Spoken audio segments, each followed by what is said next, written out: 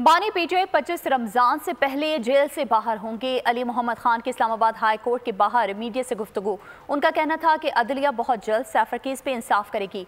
Donald लू ने हुकूमत की मंजी ठोक दी। शहबाज हुकूमत पर 62-63 लगना चाहिए।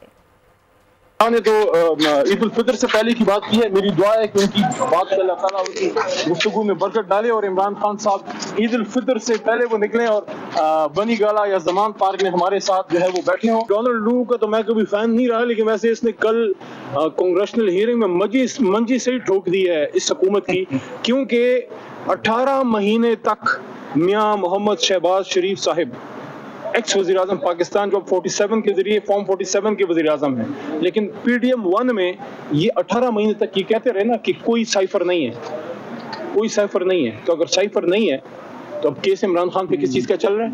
और अगर केस चल रहा है तो फिर आपने झूठ क्यों बोला? क्या झूठ बोलने पे 62-63 शहबाज शरीफ साहब पे और उनकी हुकूमत पे नहीं लगना चाहिए? सब्सक्राइब करें और बेल दबाएं ताकि कोई खबर रह न जाए।